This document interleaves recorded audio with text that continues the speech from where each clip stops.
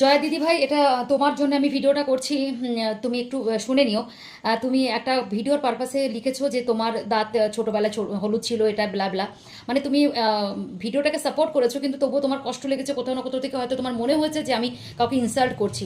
তবে তোমাকে একটা কথা বলি, কারোর রূপ আর কারোর দারিদ্রতা নিয়ে জয়শ্রী রায় কখনো কোনো কথা কখনো কাউকে হার্ট করে না। তুমি আমাকে চেনোনি হয়তো, কিন্তু কি জানো তো, একটা মানুষকে যখন দেখি, একটা ভালো মানুষকে যখন কেউ প্রতিনিয়ত আঘাত করতে থাকে এবং তার কর্মকে ছোট করে, তার মঙ্গলা মায়ের হাজব্যান্ড এবং তার পরিবারকে নিয়ে যেভাবে কাটাছেঁড়া হয় এবং তাকে প্রতিনিয়ত যেভাবে ছোট করা হয়, তো সেই সুবাদে আর তাদেরকে আমি যখন, মানে হয় না, আমি কীরকম বলো তো, যদি তোমার মধ্যে কোনো ফল্ট না থাকে তুমি তাকে বলতে পারো কাউকে, কিন্তু তোমার মধ্যে সেই ফল্টগুলো যখন থাকে তখন তুমি কাউকে বলতে পারো না, আর কাউকে তুমি ছোট করার অধিকার কারো থাকে না। তো সুতরাং সেইভাবে হয়তো আমি তখন বলেছি যেভাবে ও, তুমি বুঝতেই পারছো, যত মানে প্রতিনিয়ত যেভাবে মানুষের সমস্ত কিছু নিয়ে, রূপ থেকে শুরু করে কর্ম থেকে শুরু করে সব কিছু নিয়ে যখন কন্ট্রোভার্সি করে, তখন ওর আগা পিছে কিছু মনে থাকে না।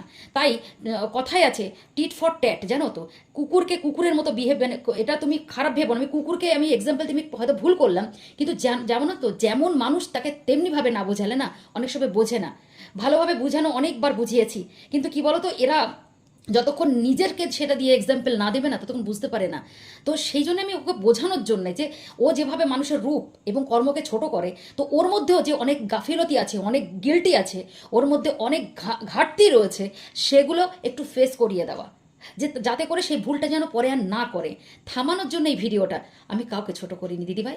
আর সত্যি কথা বলতে কি, পার্সোনালি তো আমি কাউকে এইভাবে হার্ট করিই না। সত্যি কথা বলতে কি, মানে একান্তই একটা লেভেলে না পৌঁছিয়ে গেলে তুমি আমার ভিডিওগুলো দেখো। থ্যাংক ইউ সো মাচ, তুমি আমার পাশে ছিলে, আমি আশা করি পাশে থাকবে। আর আমার মনে হলো যে তোমাকে ভিডিও করে, কেন এত লেখাটা পসিবল না কাউকে বোঝানো, তাই জন্য ভিডিও করে তোমাকে বোঝালাম।